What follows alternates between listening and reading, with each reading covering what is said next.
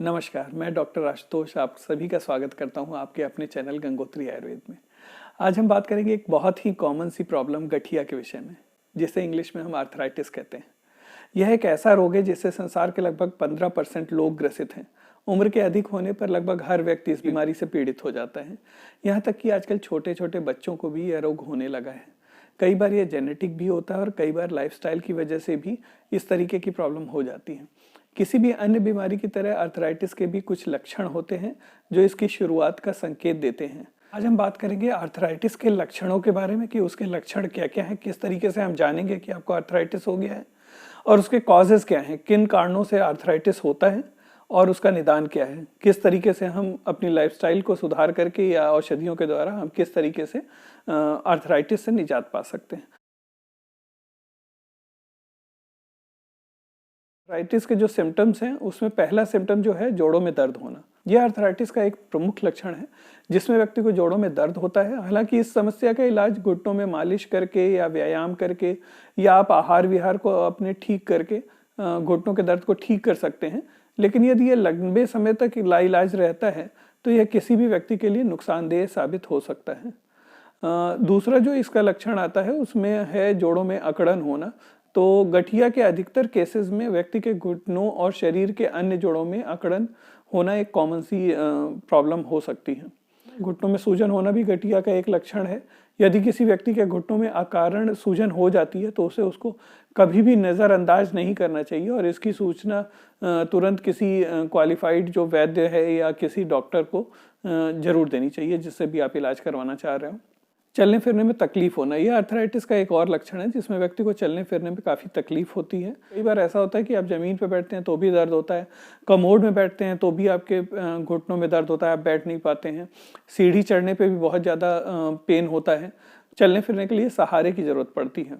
कई बार ऐसा होता है कि जहाँ पे पेन होता है, जिन जॉइंट्स में पेन होता है, उन जॉइंट्स के आसपास की त्वचा जो होती है वो भी रेड कलर की हो जाती है। हो सकता है कि विभिन्न रोगी जो होते हैं उनको सभी तरीके के लक्षण जो हमने बताए हैं वो सभी तरीके के लक्षण प्रदर्शित हो रहे हों, या ऐसा भी हो सकता है कि उसमें से एक या दो लक्षण कुछ प्रदर्शित हो रहे हों। तो उनको चाहिए ये कि किसी कुशल चिकित्सक को अपनी रोग दिखा करके उसकी गंभीरता का पता लगाना चाहिए और उस गंभीरता के अनुसार उसका जो भी वो निवारण बताएं उस निवारण पे आगे बढ़ना चाहिए।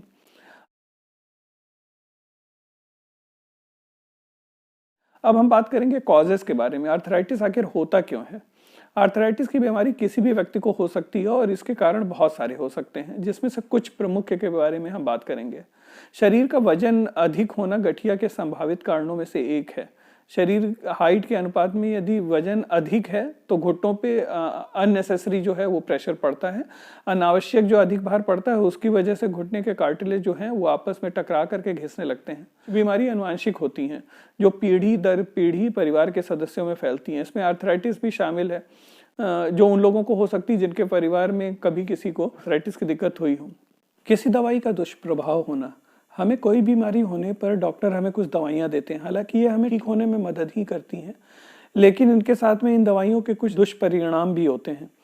इनकी वजह से हमें आर्थराइटिस जैसी कई गंभीर बीमारियां होने की संभावना बढ़ सकती है। रोग प्रतिरोधक क्षमता कमजोर होना, आर्थराइटिस होने का प्रमुख कारण रोग प्रतिरोधक क्षमता का कम होना भी है। सभी लोगों को नियमित रूप से व्यायाम करना चाहिए ताकि उसकी रोग प्रतिरोधक क्षमता जो है वो मजबूत रहे।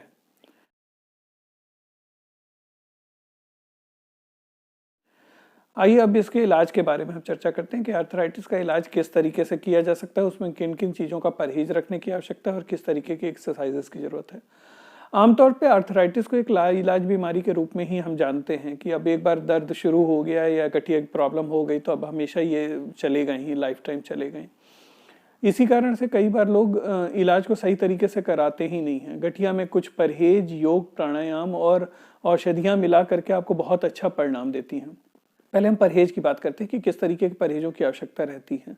परहेज में पहले बादी चीज़ें नहीं लेनी है, जैसे गोभी, कटहल, अरबी, बैगन, जो भी चीज़ें आसानी से डाइजेस्ट नहीं होती हैं उस तरीके की चीज़ों को बिल्कुल नहीं लेना चाहिए।